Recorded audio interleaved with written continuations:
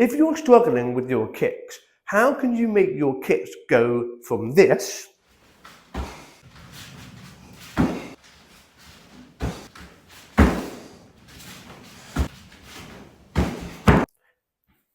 to this?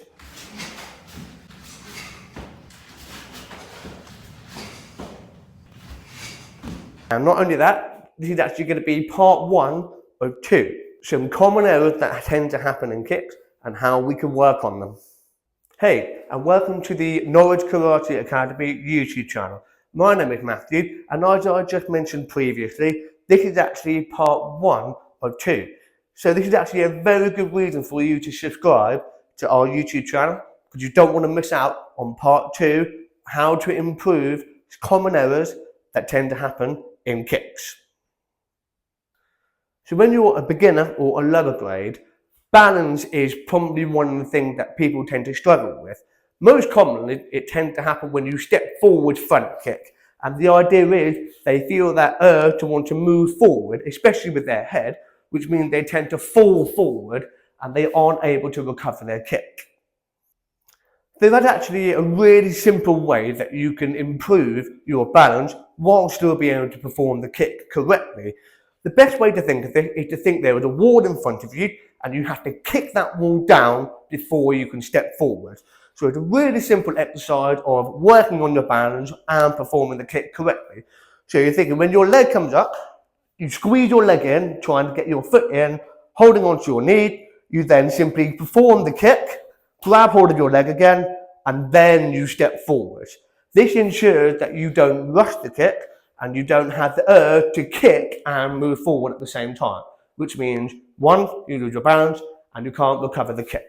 So really simple, think, work on your balance. If you think to lose your balance, restart, simply think, squeeze your leg, toes up, perform the kick, re-grab your leg, and then step forward. This way, your balance will improve and your kick will also improve as you step forward. Now, if you've done front kick for a while and are really looking to utilise your power when it comes to the kick, as always, in karate, your hips are the key. You may find that a lack of hip movement means your body is very upright when you kick. And this way, your power is very restricted because you're not moving your hip. And it's all about trying to rely on the legs to perform the kick. So as we said before, using the hips is really, really important. So this simple drill is simply utilising your hip movement as well as using your glutes to generate power for the kick. So you are keeping your legs squeezed in and all you're doing is pushing your hips forward. You're not leaning back and swinging your head back. You're simply pushing your hip forward as if someone's yanking your belt nice and quickly. This movement will help you generate power for your kick. So once you've done that a few times, the idea would be you have that action, squeezing your glutes, thinking, pushing your belt forward, and at the same time, you generate that power for your kick before then recovering. If you wanted to build up from there, you can simply use it without your hands, and it's that action of pushing your belt forward, and as you kick, you generate that power before then returning and then stepping forward. So back kick is probably one of the more difficult kicks. 1, because you have to keep your balance while spinning, but 2, it's also really important to kick in the correct direction and well, whilst you're actually not looking at the target. So one of the most common errors when it comes to back kick is not using your hips or not using your upper body to generate height on the kick. You tend to find that a lot of people, when they kick, they struggle to get their foot up high when they kick. This is probably because they're trying to keep their balance after spinning, but then once they get into this position, they find it really hard to kick at least 2 down height. So to gain a bit more height on your back kick, all you need to simply think about is when you bow. Now, when you bow, your positioning actually helps your hips get into the right position when you kick. So if I were to demonstrate it this way, if my back stays upright, again, a common thing that people tend to think, I've got to keep my back straight.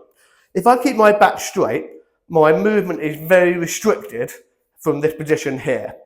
Whereas if I simply add a bow, my hip position is so much different, So then if my knee all the way to my head are a straight line, I can actually kick a lot higher. So the solution is to bow. So when you do this exercise, simply think, squeeze your hamstring, get your toes in the right place, simply think bow, but keep your whole line from your head to your knee completely straight when you do this. So then, when you do execute the kick, you can add a little bit more of a bow, and then you kick nice and high. The thing you don't want to do is you don't want to go from this position, do the bow, but keep your knee where it is. You've got to think like a lever. You think, when you do this action, like a lever, that everything is nice and straight, and you see where the position of my heel is now, I put him up, line that up to where I want to kick, and then you can kick nice and high. Again, speed this up, and simply think, this action, but as you do that, very much like the front kick drill we did when you think push your hip. This goes the opposite way. Think push your butt forward, and then as you do that, you can execute the kick. And it's making sure that you return back to normal when you do the recovery, rather than leaving your body where it is. Very much like a lever. Think lever, kick, and return. And then you've got a nice high back kick.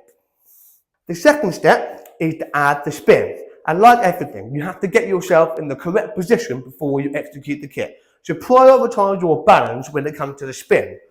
Get the spin nice and easy, and then once you're ready from this position, you can simply add that lever action, kick and back, before you then simply turn round.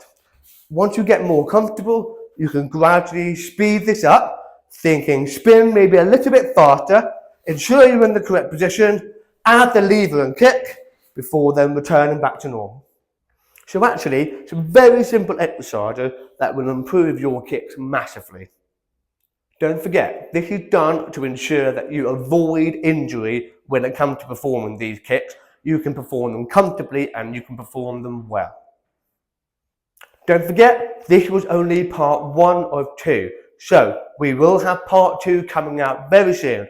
And don't forget, if you don't want to miss out on part 2, be sure to click that subscribe button, and hopefully we'll see you on part 2 of common errors that tend to happen in kicks and how to improve them.